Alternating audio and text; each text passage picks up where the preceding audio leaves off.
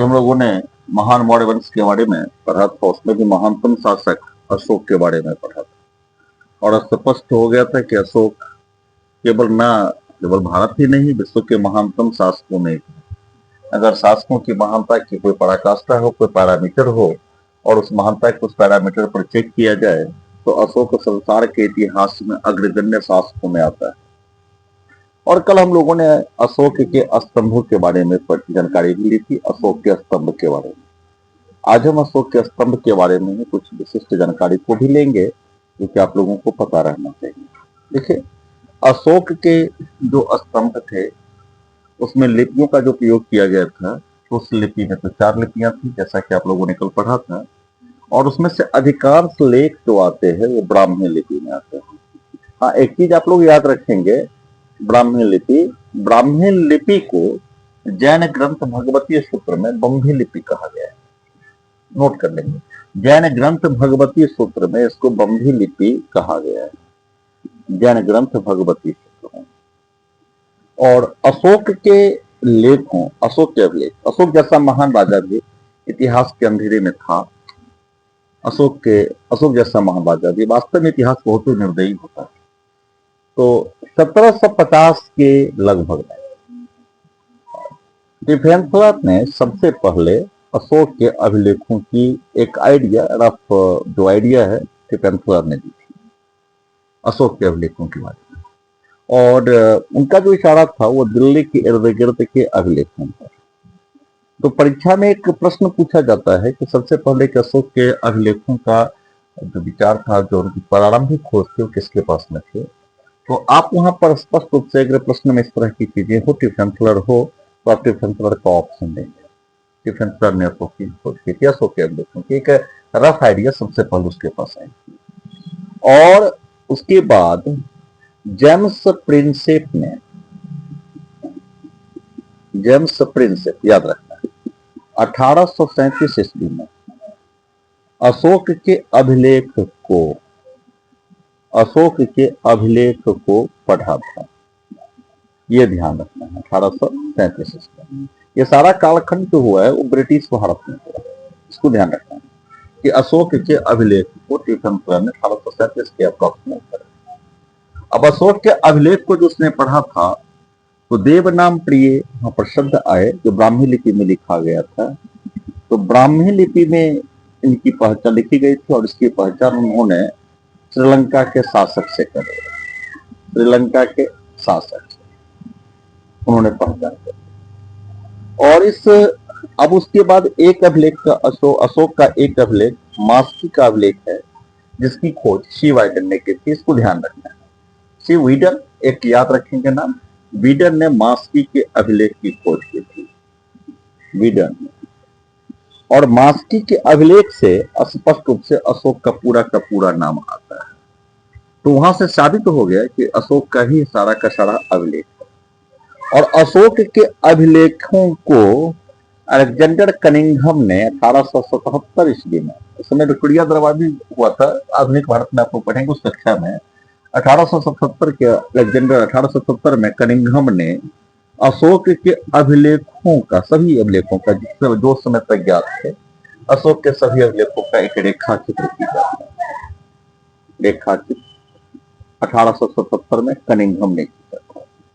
Cunningham याद रखना है, अलेक्जेंडर कनिंघम, इसको याद रखें, अलेक्जेंडर कनिंघम ने किया।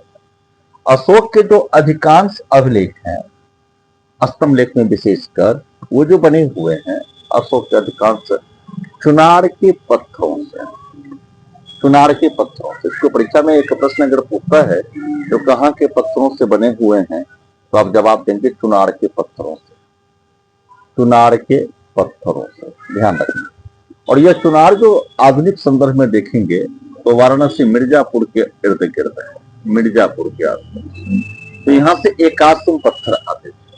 एकाश्म पत्थर का वो अर्थ है, सामान्य भाषा में आप समझ लें कि एक ही पत्थर से बनाया जाता है। तो एकाश्म पत्थर जो चुनार के पत्थरों से है, मिर्जापुर से आता, तो वाराणसी के इर्द गिर्द, उत्तर प्रदेश वाराणसी के इर्द गिर्द का क्षेत्र है, वहां से। अब यहाँ पर अशोक के अभिलेखों में कुछ प्रतीक चिन्ह को देखेंगे और सहसा आपके दिमाग में एक बात आएगी, जो अब अशोक को अभिलेख भारतीय संदर्भ में अशोक से पहले, अशोक से पहले अभिलेख की अगर बात करें, अशोक से पहले अभिलेख, तो अशोक से पहले अभिलेख की परंपरा भारतीय संदर्भ में नहीं मिलती, ये ध्यान रखना। नगण्य है, मिलती भी तो नगण्य। उससे पहले हमारे पास प्रस्तर पत्र मिलते हैं, भोजपत्र पर लिखे गए पुस्तकें मिलती है, कपड़े पर पुस्तकें मिलती हैं, लेकिन इस अभिलेख लिखने की परंपरा हमारे देश में शायद उससे पहले नहीं।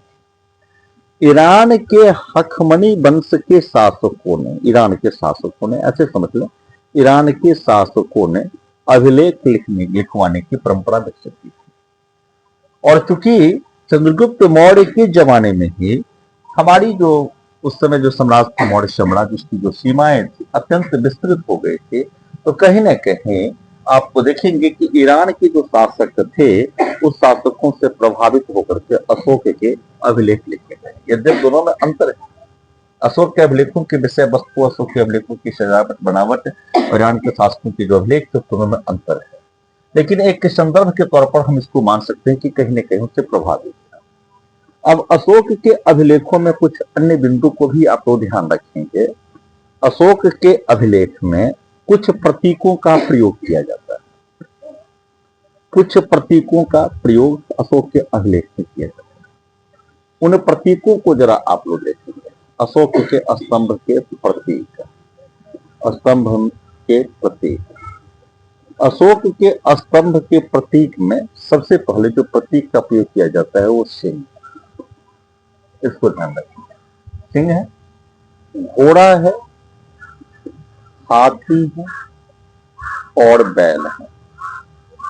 ये जानवरों में इतने का प्रयोग जनरली होता है अशोक के स्तंभ, सिंह, घोड़े, हाथी और बैल। और इसमें एक ध्यान रखना है कि वैशाली से जो अशोक का अभिलेख प्राप्त होता है, वैशाली से अभिलेख प्राप्त होता है, उसमें सिंह उत्तर की ओर मुंह करके खड़ा है, उत्तर की ओर। ये वैशाली पाटलिपुत्र के बगल में, वहां से उत्तर की ओर मुंह करके खड़ा। और सारनाथ का जो, जहां से भारतीय का राष्ट्रीय स्तंभ भी वहीं लिया गया है, अशोक स्तंभ से ही सारनाथ का जो स्तंभ है, उस स्तंभ के सिरे पर 4 सिंह खड़े, 4 सिंह। क्योंकि आप लोग जब उसका स्तंभ में देखते हैं तो आपको 3 सिंह ही दिखलाई पड़ते हैं, आपको 3 सिंह दिखलाई पड़ेंगे, क्योंकि पीछे वाला सिंह आपको दिखलाई नहीं पड़ता है, उकेरा नहीं गया, उकेरा जा भी नहीं सकता, 6 डायमेंशनल फिगर आ जाएंगे सब। तो अशोक के वहां पर उस स्तंभ में 4 सिंह का प्रयोग है, ये ध्यान रखना है आपको। और उसमें जानवरों में अगर देखेंगे तो घोड़े का भी प्रयोग किया गया है, हाथी का भी प्रयोग किया गया है, बैल का भी प्रयोग किया गया है। अब ये प्रश्न कभी कभी उठता है कि 4 सिंह का प्रयोग क्यों किया जाता है। देखिए, ये अशोक की संप्रभुता को बतलाता था, ये 4 सिंह अशोक की संप्रभुता को बतलाता था, यह अशोक की राजनीतिक स्थिति को समय बतलाता था। और जहां तक सिंह की बात है तो सिंह अशोक के जो इष्ट थे महात्मा बुद्ध थे, महात्मा बुद्ध। और महात्मा बुद्ध आप जैसा कि जानते हैं कि शाक्य मुनि भी कहा जाता था, तो शाक्य गणराज्य का जो प्रतीक चिन्ह था वो सिंह, ये भी ध्यान रखना। तो अशोक कहीं न कहीं अगर राजनीतिक दृष्टिकोण को छोड़ भी दे तो धार्मिक दृष्टिकोण से भी देखें अगर, तो शाक्य मुनि और शाक्य गणराज्य का जो प्रतीक था सिंह, उसको संदर्भतः व्यक्त करना चाहते हैं। तो आप ऐसा भी निष्कर्ष निकाल सकते हैं। और जहां तक बैल, घोड़े और हाथी की बात करेंगे तो बौद्ध क्लास में जब बौद्ध धर्म पर हम लोग पढ़ रहे थे उसमें आप लोगों ने देखा है कि घोड़े, हाथी और बैल ये तीनों ही बौद्ध धर्म में एक विशिष्ट प्रतीकात्मक अर्थ रखते हैं। अब अशोक का जो यह सिंह है वह उल्टे कमल पर स्थित है, उल्टे कमल पर, यह भी ध्यान रखना, उल्टे कमल पर स्थित अशोक का यह सिंह, अशोक का। तो अशोक के अभिलेख के जो विशिष्ट कुछ प्रतीक है उसके कारणों को, उसमें विशिष्ट जो जानवरों का प्रयोग हुआ उसके अर्थों को आप लोगों ने समझा कि उसके पीछे में क्या अभिप्राय थे। अब हम लोग अशोक की जो स्तंभों की खोज थी उसको भी आप लोगों ने देख लिया कि सबसे पहले टेपनस्वर ने खोज किया था, उसके बाद जेम्स प्रिंसेप ने पढ़ा था, और इसकी जो लिपि थी वो ब्राह्मी लिपि थी। और ब्राह्मी लिपि के लिए जैन ग्रंथ भगवती सूत्र में किस चीज का प्रयोग किया गया आप लोगों ने देखा, उसके लिए बम्भी शब्द का प्रयोग किया गया, बम्भी लिपि। और उसके बाद आपको ध्यान रखना है कि ब्राह्मी लिपि ही अशोक के स्तंभ लेखों में प्रयुक्त होने वाली एक लिपि नहीं, इसके अतिरिक्त 3 और लिपियां थी जिसमें कि अशोक के अभिलेख लिखे गए। अब हम इस पर पहुंचेंगे जो अशोक के स्तंभ लेखों के विषय सूची क्या थी, क्या उसमें सब्जेक्ट थे, उस पर जाएंगे। देखिए, प्रश्न में वस्तुनिष्ठ प्रश्न के, ऑब्जेक्टिव प्रश्न के दृष्टिकोण से इसको भी याद रखना है, क्योंकि प्रश्न में ऐसा क्वेश्चन आते हैं, बराबर आए भी और आ भी सकते हैं कि अशोक के स्तंभ लेखों में दूसरे स्तंभ लेख में क्या कहा गया, तीसरे में क्या कहा गया, चौथे में क्या कहा गया। तो आप लोग इसको भी नोट करते चलेंगे कि अशोक के लेखों में क्या कहा गया। क्योंकि जब इतिहास की हम गहराई में जाते हैं, मेरा कोई दावा नहीं कि इतिहास की संपूर्ण गहराई का अध्ययन करवा रहे हैं, लेकिन जो परीक्षोपयोगी तथ्य है उस पर मेरा सारा सिर्फ है। तो यहाँ पर आप देखेंगे कि अशोक के स्तंभ लेख है, अशोक के स्तंभ लेखों की विषय सूची, इसको देखेंगे आप। सबसे पहले इसमें देखेंगे अशोक के पहले स्तंभ लेख में क्या है, इसको देखेंगे। स्तंभ यहाँ पर हम सिर्फ लिखेंगे स्तंभ 1, स्तंभ 2, उसमें समझ लेंगे।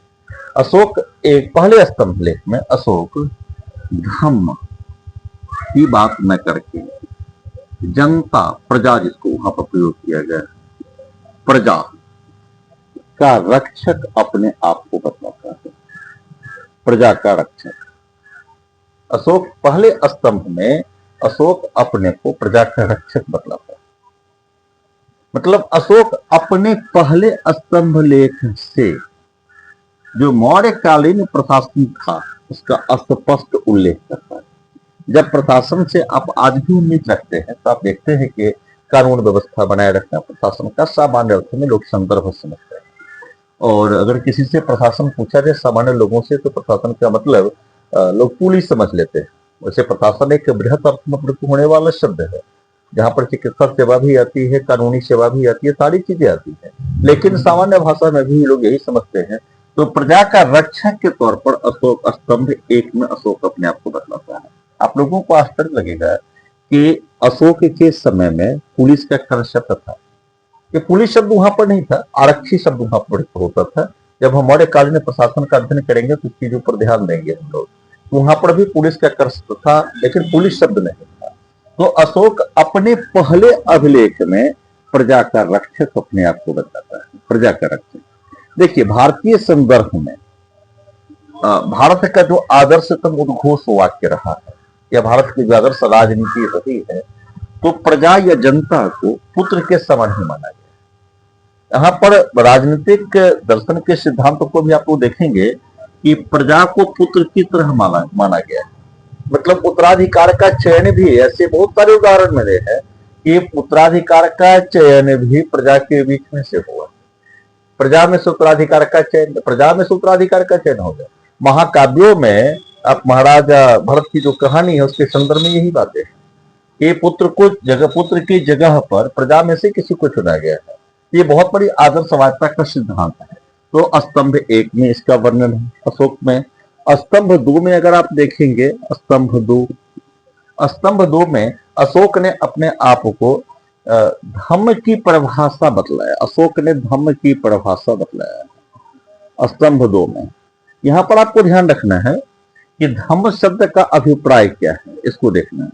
देखिए, धर्म जो हिंदी भाषा का शब्द है उसी के लिए धम्म की परिभाषा यहां पर दिया गया। धम्म पाली भाषा में जाता है, लेकिन धम्म की परिभाषा के अंतर्गत अशोक ने न किसी विशिष्ट क्रिया विधि को स्वीकार नहीं किया है। ये यहां पर ध्यान रखना है, अशोक ने किसी विशिष्ट क्रिया विधि को स्वीकार नहीं किया है। सत्य उदारता एवं सहनशीलता, एक अर्थ में सहिष्णुता, सत्य, उदारता एवं सहनशीलता, इसको धम्म के अंतर्गत महत्वपूर्ण तथ्य के तौर पर 3 अवयवों के तौर पर अशोक ने स्तंभ 2 में दिखलाया। सत्य को, उदारता को और सहनशीलता को। आज भी अगर हम लोग सत्य, उदारता और सहनशीलता को रखें दृष्टिकोण से तो संसार की आधी समस्या का समाधान हो जाएगा। संसार की आज जितनी भी समस्या आप देख रहे हैं, जब आप सुबह में न्यूज पेपर उठाते हैं या कभी कभी आप लोग यूट्यूब पर भी न्यूज सुनते रहते हैं, क्योंकि आजकल तो यूट्यूबर्स भी न्यूज बनाते रहते हैं, बनाना भी चाहिए, लोग उनका काम है। लेकिन अगर सत्य, उदारता और सहनशीलता को हम लोग दृष्टिगत करें और इसको अपने जीवन अक्षर से उतार ले तो हमारी संसार की आधी समस्या खत्म हो जाएगी। कुछ लोग इस पर अतिशोक्तिपूर्ण भी कह सकते हैं कि आधी समस्या की पूरी समस्या खत्म हो जाएगी। तो अशोक ने स्तंभ 2 में सत्य, उदारता और सहनशीलता को धर्म का अवयव बतलाया है। इसको नोट कर ले। अब स्तंभ 3 में जब हम लोग बढ़ते हैं कि स्तंभ 3, देखिए यहां पर धर्म शब्द को आपने समझा है। एक अर्थ में बतलाऊं कि धर्म का कभी कभी लोग अंग्रेजी कर देते हैं रिलीजन, लेकिन ध्यान रखना है आप लोगों को कि धर्म की अंग्रेजी रिलीजन नहीं है, दोनों के बीच में अंतर है। अगर ये धर्म का पर्यायवाची समानार्थी शब्द आप कह सकते हैं, बिल्कुल अंग्रेजी नहीं कह सकते हैं आप, क्योंकि रिलीजन और धर्म में अंतर है। रिलीजन का कंसेप्ट, रिलीजन की संकल्पना कुछ और होती है, धर्म की संकल्पना कुछ और होती है। जब फिलॉसफी की कक्षा होगी उस कक्षा में सब पर डिटेल्स किया जाता है। लेकिन स्तंभ 3 पर जहां तक बात है तो स्तंभ 3 के विषय वस्तु का आप लोग लिखेंगे। यहां पर उसने सामान्य जनता से उम्मीद की है कि वो जो गलत कार्य है, जिसको सामान्य भाषा में पाप कह सकते हैं, उसका त्याग करेंगे।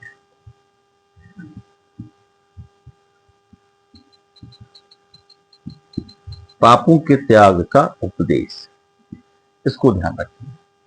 अब यहां पर आपको 3 चीजों को समझना है कि सामान्य भाषा में पाप जो कहे जाते हैं, पाप और पुण्य का जो कंसेप्ट आता है, अशोक यहां पर किसी नई चीज को नहीं बतला रहा है।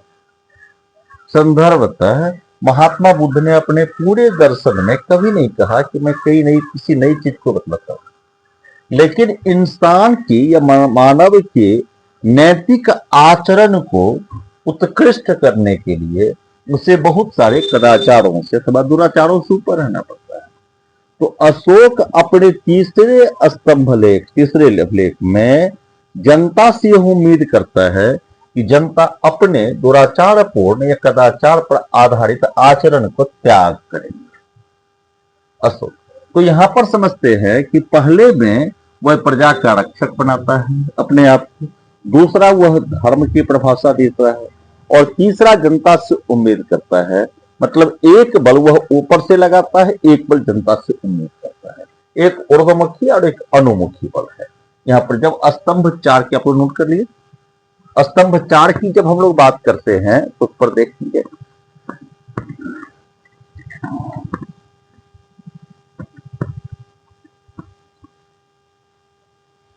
अभी तक आपके पास में स्तंभ 1 था, स्तंभ 2 था, स्तंभ 2 और स्तंभ 3 और स्तंभ 4।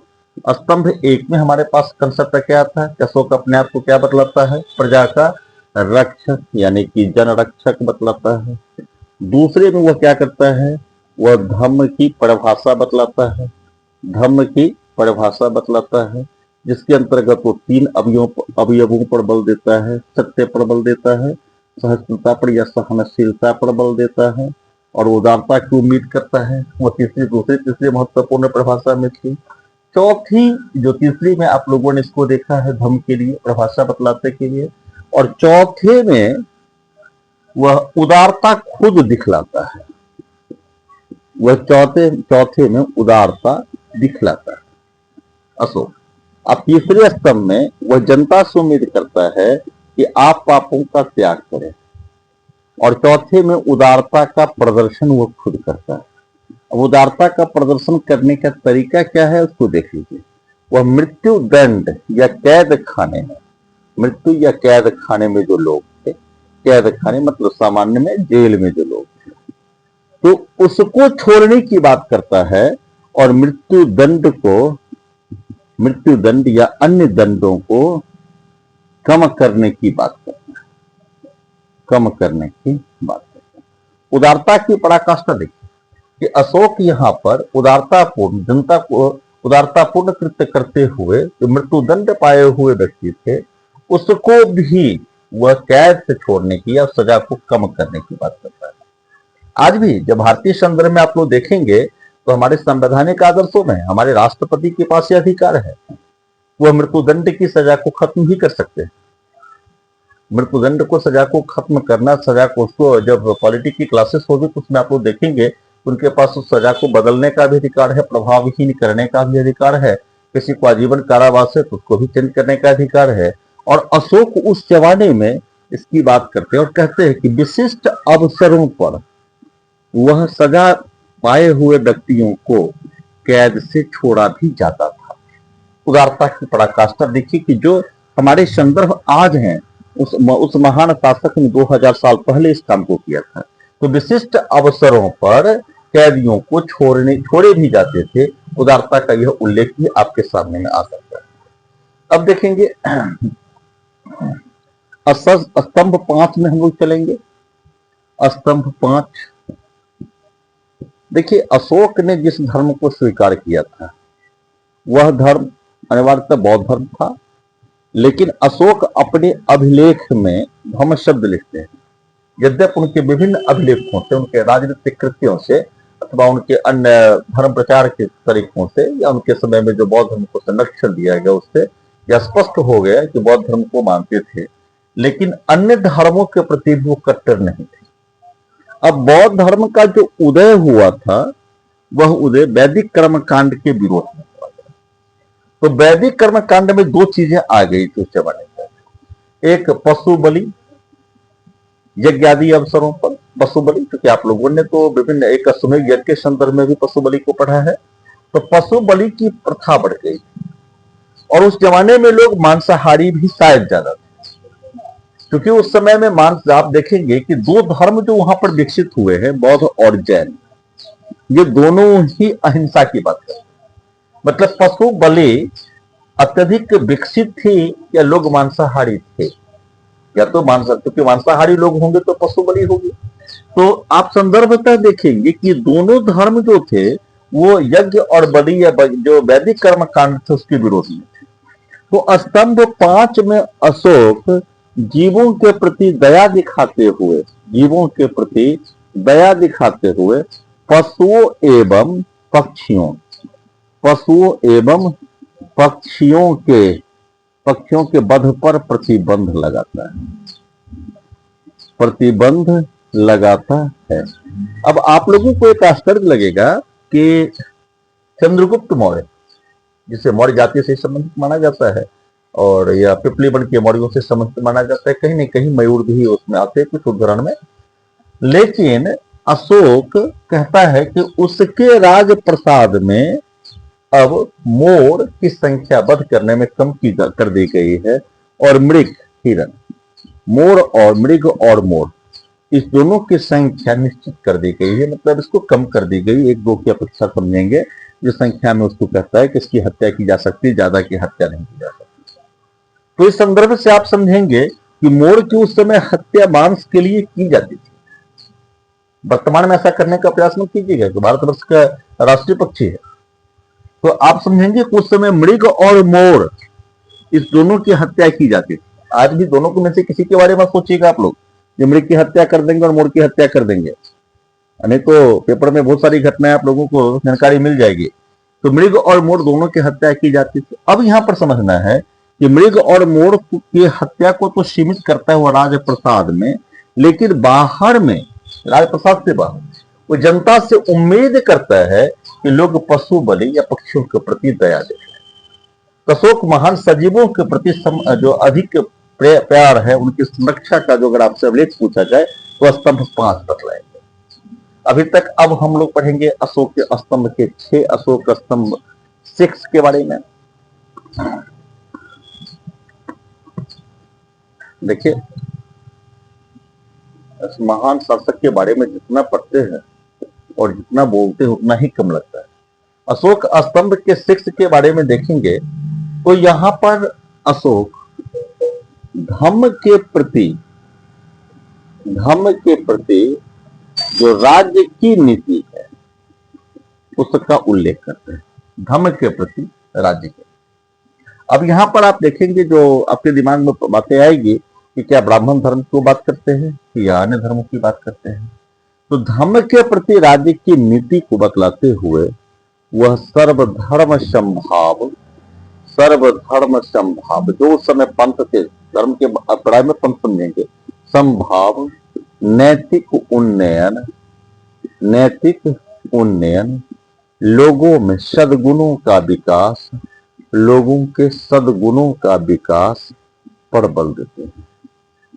अब लोगों के सद्गुणों की संख्या 24 मानी जाती है। इसलिए जब आप अशोक चक्र की बात करते हैं तो आप देखेंगे कि 24 तीलियां, लोगों के सद्गुणों की संख्या 24 मानी जाती है।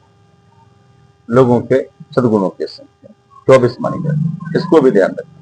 आप कुछ जो दर्शन के बच्चे हैं वो भी इसको याद रखेंगे कि द्वादशांग 12 होता है, तो 12 गुने 2, एक बार उल्टा बढ़ेंगे एक बार सीधे आएंगे, तो 12 गुने 2 24 आपके पास में आ जाएंगे।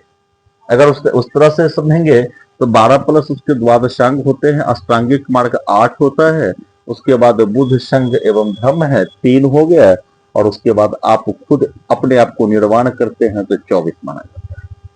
अपने आप को निर्वाण प्राप्त कर लेते हैं, परम ज्ञान प्राप्त हो जाता है, तो साधना पर भी 24 माना जाता है। आप इसको भी देखेंगे।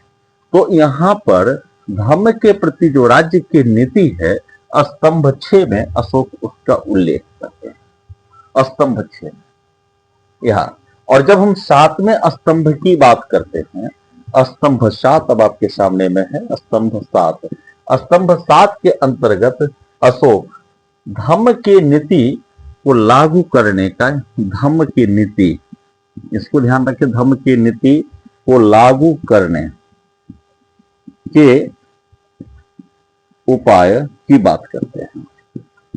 उपाय, धम्म की नीति को लागू करने, और धम्म की नीति को लागू करने के लिए उन्होंने 2-3 पदों की रचना की। उस 2-3 पदों में धम्म महामात्र एक पद थे।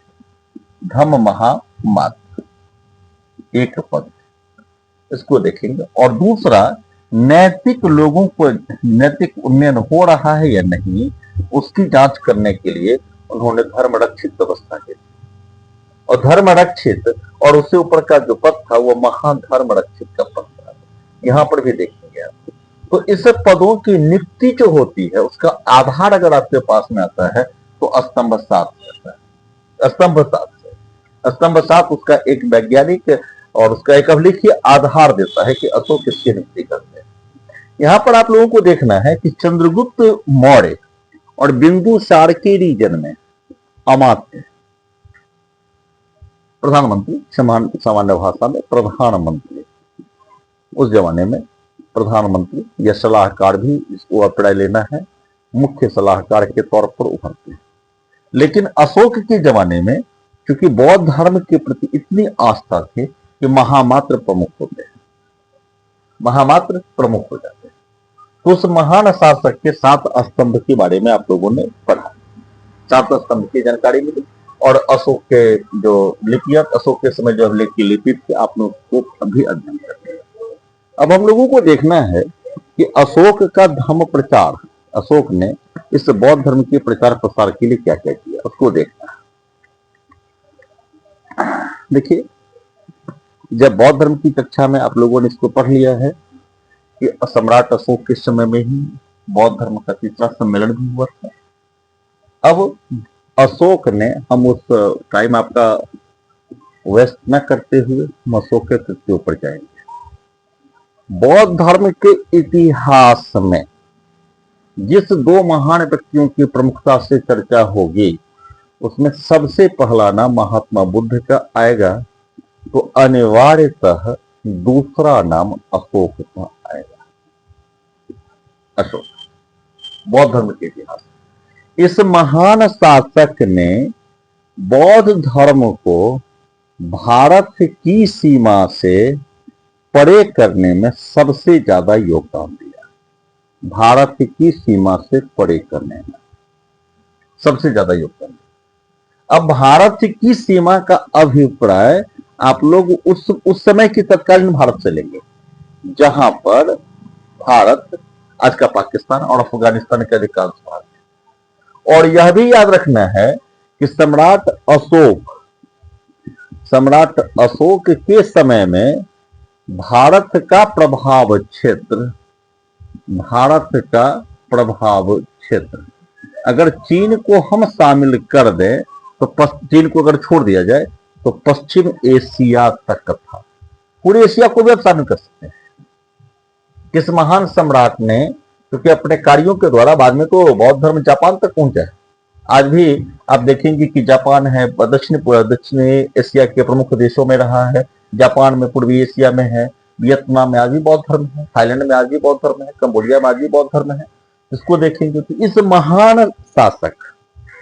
महान शासक का नाम बौद्ध धर्म में महात्मा बुद्ध के बाद नंबर 2 पर आसानी से लिया जा सकता है।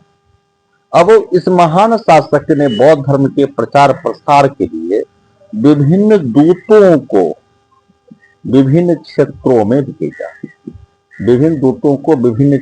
में भेजा, इसको ध्यान रखना है। और नैतिक प्रभाव स्थापित, ऐसे क्षेत्र जो भारत से बाहर थे, मैं उसकी अगर बात करूं तो सबसे पहले लंका आ जाए, उसके बाद हिमवंत क्षेत्र, हिमालयी प्रदेश। अब इस हिमालय प्रदेश में आज के तो तिब्बत वगैरह भी शामिल हो सकते हैं, तो हिमवंत प्रदेश आ जाए, हिमवंत प्रदेश। अब इस महान सम्राट ने अपरांतक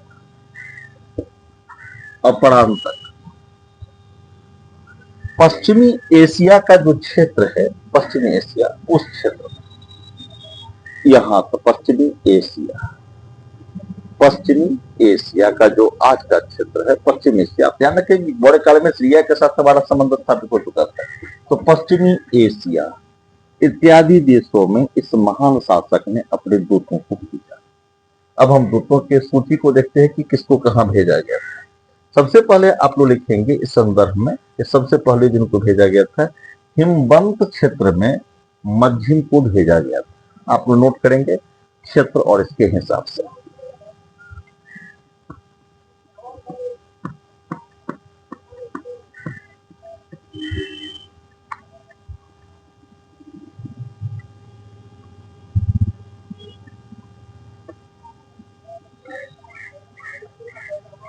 इसमें सारे क्षेत्रों की सूची में देकर के जो परीक्षा के लिए उपयोगी होती क्षेत्र की सूची देना अच्छा रहेगा। देखिए इसमें सबसे पहले एक लंका का नाम लिखिए, लंका लिखिए परीक्षा के दृष्टि। इसमें महेंद्र एवं संघमित्रा को भेजा गया है, महेंद्र एवं संघमित्रा। ये संघमित्रा पर कई क्वेश्चंस भी हैं। संघमित्रा के नाम पर कुछ इतिहासकारों ने इन्हें बेटी की जगह पर पत्नी के तौर पर इंडिकेट कर दिया, लेकिन लंका में महेंद्र एवं संघमित्रा को भेजा गया, इसको ध्यान रखेंगे। सुवर्ण भूमि ने सोन एवं उत्तरा को भेजा, सुवर्ण भूमि, इसमें सोन एवं उत्तरा को भेजा गया, सोन प्लस उत्तरा। ये सुवर्ण भूमि का संदर्भ ब्रह्मा, ये बर्मा से लिया जाता है। बर्मा का आधुनिक अर्थ, आधुनिक नाम तो आप लोगों को पता ही है, म्यांमार है, और यह भारत का हिस्सा 1928 में भी था, क्योंकि बर्मा को अलग 1935 के अधिनियम से कर दिया गया है। तो आप देखेंगे कि बर्मा का नाम उस समय सुवर्ण भूमि था, जहां पर सोन और उत्तरा को भेजा गया है। इसको भी याद रखना है आप लोगों को। अब एक है आपको महिषमंडल में महादेव को भेजा गया है, ध्यान रखना है, महादेव नाम रखना है व्यक्ति का। इस महिषमंडल के बारे में आप लोगों को थोड़ा सा जानकारी में दे दो। महिषमंडल नाम किसके लिए है? महिषमंडल के लिए एक जगह खान देश भी लिखा है, खान देश, महिषमंडल के लिए खान देश। और महिषमंडल का एक अभिप्राय कर्नाटक से भी आता है, कर्नाटक के मैसूर से। तो महिषमंडल का आप अर्थ मैसूर से भी लेंगे, और बृहत अर्थ खान देश का भी। आप लोगों को आश्चर्य लगेगा कि चंद्रगुप्त मौर्य के समय में मेगास्थनीज यहाँ पर आए हैं, और मेगास्थनीज भारत के बारे में लिखते हैं कि 5 धातु की जानकारी भारतवासियों की थी, मात्र 5 धातु का उल्लेख करते हैं। और जब समकालीन पुस्तक अर्थशास्त्र का हम अध्ययन करते हैं, तो अर्थशास्त्र से खनन जो उद्योग है तत्कालीन समाज में, तत्कालीन परिस्थिति में, तो अत्यंत विकसित लगती है। इसके अन्य कई उदाहरण की चर्चा हम लोग करेंगे जब हम मौर्यकालीन समाज और संस्कृति का अध्ययन करेंगे उस समय। लेकिन अभी तो मेरा अध्ययन का विषय सिर्फ ये है कि खान देश कहाँ है, महिषमंडल कहाँ है। इसका महिषमंडल का नाम आप लोगों ने देखा जो कहाँ मैसूर है, और यहाँ पर किसको भेजा गया है, तो महादेव को भेजा गया है। इसको ध्यान रखना है। है आप लोगों को, महेशमंडल खानदेश। और देखिए यहाँ पर एक शब्द और प्रयोग किया गया, वनवासी। यहाँ पर देखिएगा वनवासी शब्द का जो प्रयोग किया गया है ना, वो उत्तरी कर्नाटक के लिए, उत्तरी कर्नाटक के लिए वनवासी शब्द का प्रयोग किया गया है। यहाँ पर ध्यान रखना है आप लोगों को। अब महाराष्ट्र में, महाराष्ट्र में भी बौद्ध धर्म का प्रचार प्रसार करने के लिए सम्राट अशोक ने महाधर्म रक्षित को भेजा था। महाधर्म रक्षित। एक चीज आप लोग याद रखेंगे कि आज भारत में महाराष्ट्र में बौद्ध धर्म प्रमुखता से पाया जाता है। महात्मा बुद्ध को ज्ञान मिला था भारतवर्ष के एक प्रमुख राज्य बिहार में, लेकिन बिहार में बौद्ध धर्म का बहुत ज्यादा प्रभाव नहीं दिखलाई पड़ता है। बोध गया अत्यंत दर्शनीय स्थान बिहार में ही है, आप लोग भी कभी कभी बोध गया की यात्रा कीजिए। और लेकिन महाराष्ट्र में बौद्ध धर्म के मतावलंबी आज आपको प्रमुखता से दिख सकते हैं। और वहां पर जाकर के आप लोग देखेंगे कि वहां पर जो आधुनिक काल में बौद्ध धर्म है, तो उसमें एक भूमिका भीमराव अंबेडकर साहब, जो हमारे संविधान बनाने वाले, संविधान के निर्माता थे भीमराव अंबेडकर, उन्होंने भी कालांतर में बौद्ध धर्म को स्वीकार कर लिया था। आज उनके मुताबिक बौद्ध धर्म के मुताबिक महाराष्ट्र में आपको आसानी से दिखलाई पड़ सकते हैं। तो यहाँ पर महाराष्ट्र में महाधर्म रक्षित को भेजा गया है। अब उसके बाद एक और क्षेत्र है आपका, जहां पर कि आप गंधार कह सकते हैं, गंधार एवं कश्मीर, गंधार एवं कश्मीर। यहाँ पर भी सम्राट अशोक ने जो एक दूत को भेजा है, सम्राट अशोक ने गंधार और कश्मीर पर हम 1 मिनट का आप लोगों का समय भी लेंगे कि यहाँ पर उन्होंने मजहंतिक को भेजा है, मजहंतिक को भेजा। अब इसको ध्यान रखेंगे कि आज जो गंधार है ना, अफगानिस्तान, गंधार आप ऐसे समझ लेंगे, वहां पर महात्मा बुद्ध की मूर्तियां थी, महात्मा बुद्ध का प्रमुख था। ह्वेन सांग ने वर्णन किया है, उस चित्र में वर्णन था। आज भी जब वहां पर तालिबान का कब्जा हुआ था 2000 के दशक में पहली बार, तो महात्मा बुद्ध की एक विशाल मूर्ति थी बामियान में। उस मूर्ति को उन लोगों ने खत्म कर दिया, मूर्ति को ध्वंस कर दिया। और कभी कभी जो आप इस्लाम धर्म के जो समर्थक हैं, वो बुद्ध परस्त या बुद्ध शिकन शब्द का प्रयोग करते हैं। तो वहां पर भी आपको देखेंगे जो वहां पर बुद्ध परस्त या बुद्ध शिकन, बुद्ध परस्त या बुद्ध शिकन शब्द जो वो लोग बोलते हैं, तो उसका मूल जो अर्थ है ना, मूल जो शब्द है उसका, वो बुद्ध परस्त बुद्ध शिकन, उसको देखेंगे। तो महात्मा बुद्ध की मूर्ति सबसे पहली जो बनी थी, या भारतवर्ष में जो मूर्ति निर्माण की कला सबसे पहले डेवलप की थी, गंधार शैली से। गंधार के बाद मथुरा में डेवलप होने लगा। तो गंधार, अगर मैं आपसे प्रश्न पूछूं कि संसार में सबसे पहली बार किस भगवान की मूर्ति बनी, तो आप कहेंगे महात्मा बुद्ध की। संसार में सबसे पहली बार जो मूर्ति बनी, आप इसको ध्यान रखेंगे, हमारे ऋग्वेद में, हमारे वैदिक कालखंड में प्रतीक चिन्हों का उल्लेख, मूर्तियों का उल्लेख बहुत कम आता है भगवान के तौर पर। मूर्ति पूजा कुछ समय नहीं थी, लेकिन सबसे पहली बार जो मूर्ति बनी है तो महात्मा बुद्ध की मूर्ति मिली गंधार शैली। तो महात्मा बुद्ध की जो मूर्ति की पूजा करते थे उसे बुद्ध परस्त या कालांतर में बुद्ध परस्त कहा गया, और जो मूर्ति को तोड़ते थे उसे बुद्ध शिकन कहा गया। इस तरह की चीजें आई, जो बुद्ध परस्त बुद्ध शिकन से अर्थ पर वहां पर शब्द बदलते बदलते बुद्ध परस्त शब्द हो गया। तो गंधार में बौद्ध धर्म की जड़ें थी, गंधार में बौद्ध धर्म था, अत्यधिक विकसित था अफगानिस्तान के साइड में, जिसका वर्णन बाद में तो ह्वेन सांग ने भी किया है। और उसका सबसे बड़ा प्रभाव तो यही, वहां पर जो बामियान की मूर्ति, बामियान में जो महात्मा बुद्ध की मूर्ति थी, उसको 2000 के दशक में तोड़ा गया, जहां पर तालिबानियों ने कब्जा कर लिया था। तो अभी तक इस महान सम्राट के हम धर्म प्रचार के प्रयास को तथ्यात्मक रूप से देख रहे थे, जो परीक्षा के दृष्टिकोण से उपयोगी है। अब हम लोग आगे बढ़ेंगे। महात्मा बुद्ध के धर्म में अशोक, सम्राट अशोक के प्रयासों को हम लोगों ने पढ़ लिया है। अब हम देखेंगे महात्मा बुद्ध के इस धर्म में जब सम्राट अशोक अत्यधिक संलग्न हो जाते हैं, नैतिक उन्नति पर अत्यधिक बल देते हैं, तो मौर्य साम्राज्य में क्या क्या होता है। देखिए, एक अत्यंत कौतूहल का विषय है मौर्य साम्राज्य। 268 अनिवार्य रूप से 268 से 232 वर्ष ईसा पूर्व तक सम्राट अशोक चंद्रगुप्त मौर्य के वंश में सर्वाधिक, चंद्रगुप्त मौर्य ने जिस वंश की स्थापना की थी, उस वंश में सर्वाधिक समय तक शासन करने वाले सम्राट अशोक थे।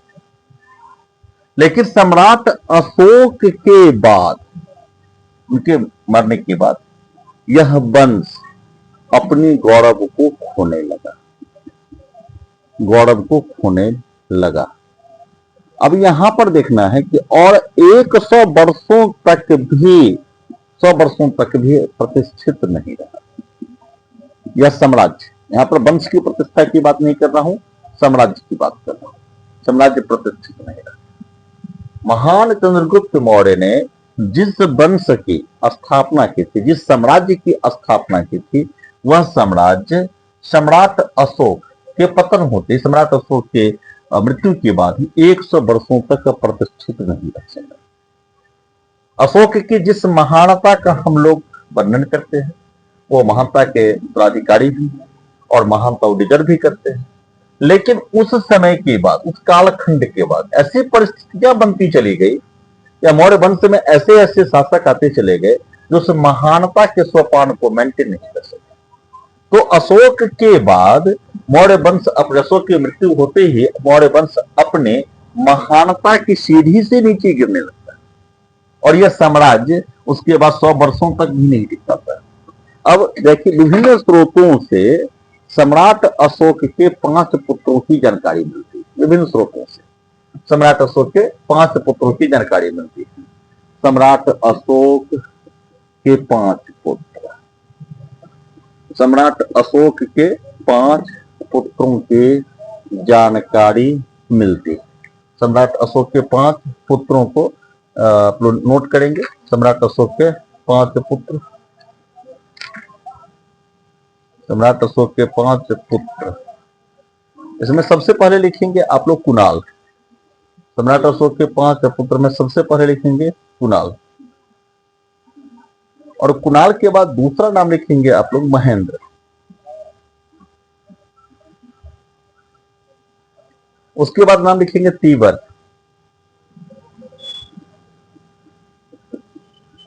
कुणाल, महेंद्र, तीवर। चौथा नाम लिखेंगे आप लोग जालौक, जालौक, और 5वां नाम लिखेंगे आप लोग कुस्तन, जो कुस्तन, कुस्तन, कुस्तन नाम लिखेंगे, कुस्तन नाम लिखेंगे, 5वां कुस्तन। अब यहां पर देखना है कि महेंद्र लंका चले गए थे धर्म प्रचार में, और जालौक को अशोक के बाद का सम्राट राजतरंगिणी में कलहन ने स्वीकार किया। तो हम मानते हैं कि अशोक की मृत्यु के बाद पुनः एक बार उत्तराधिकार के लिए थोड़ी सी संघर्ष हुई होगी अथवा न हुआ हो, लेकिन जालौक स्वतंत्र शासक कश्मीर का बन बैठा। कश्मीर का स्वतंत्र शासक जालौक बन बैठा।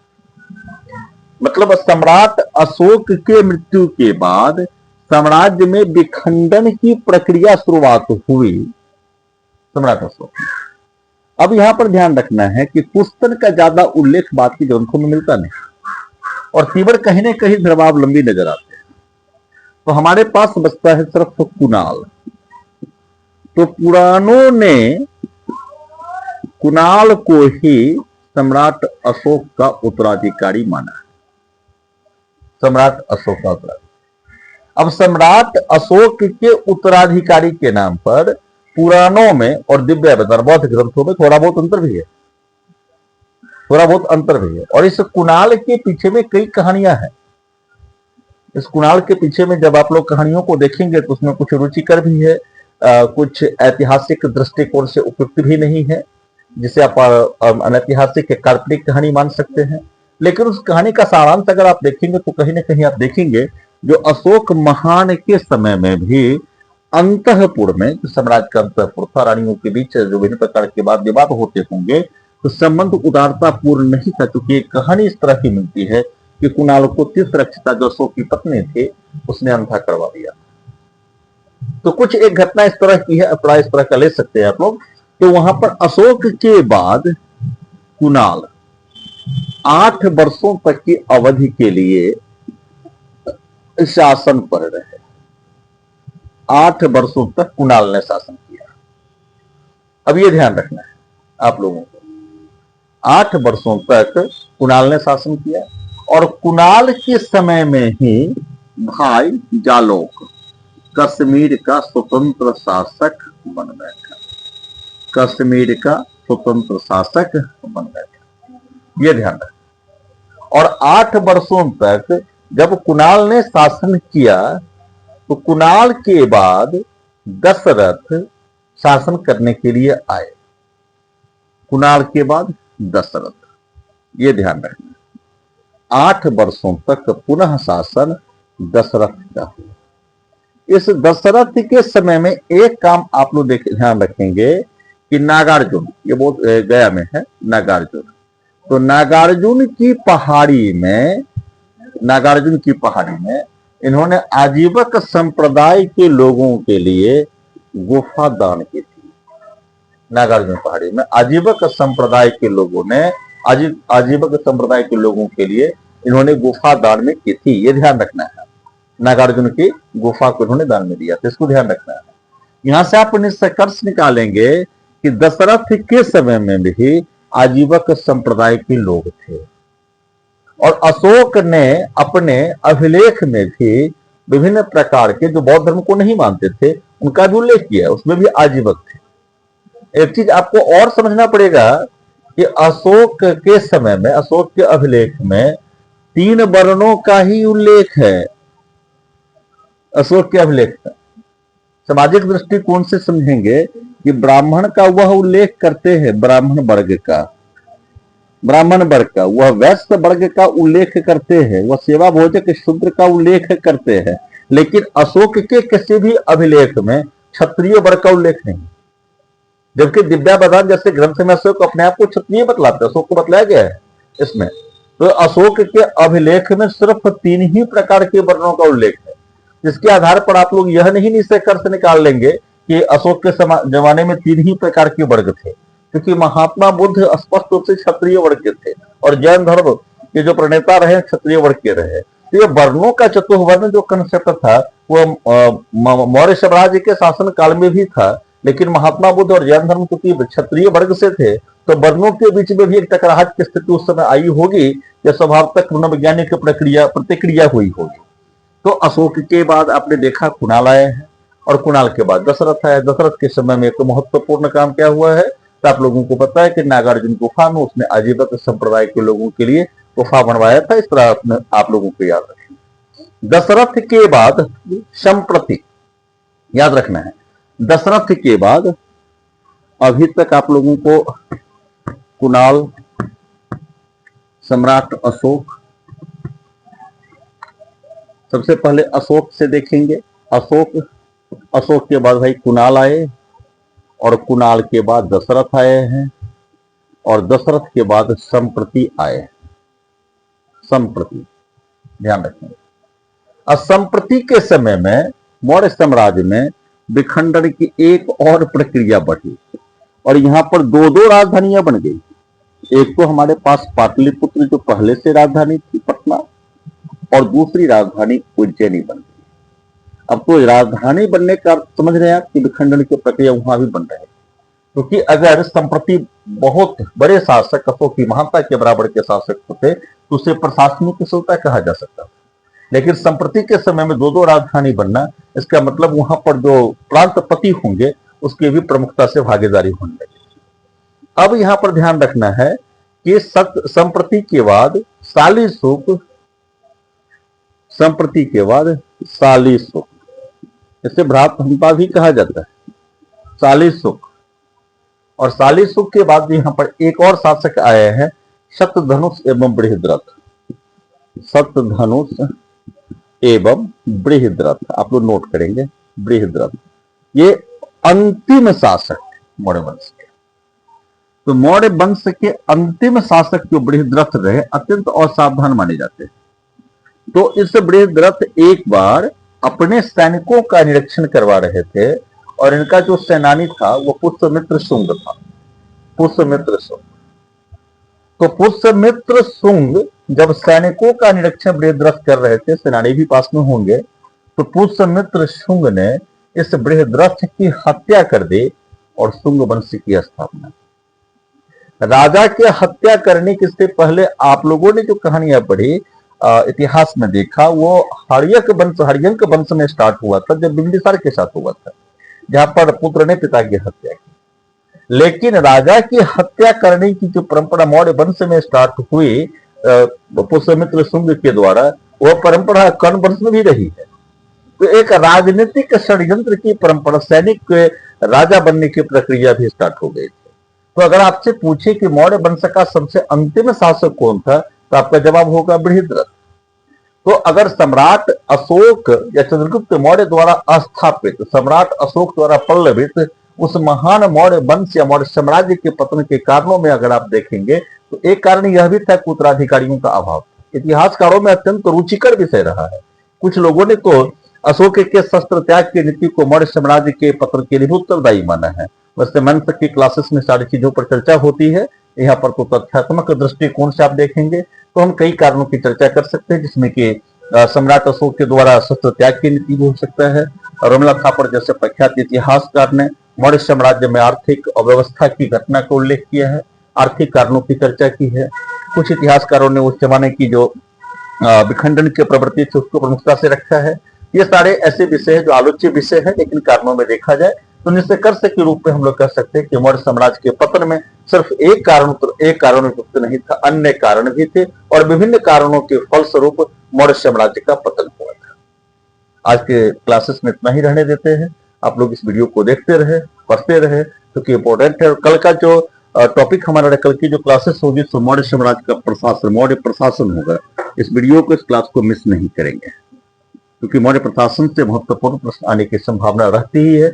देखें। थैंक यू, धन्यवाद।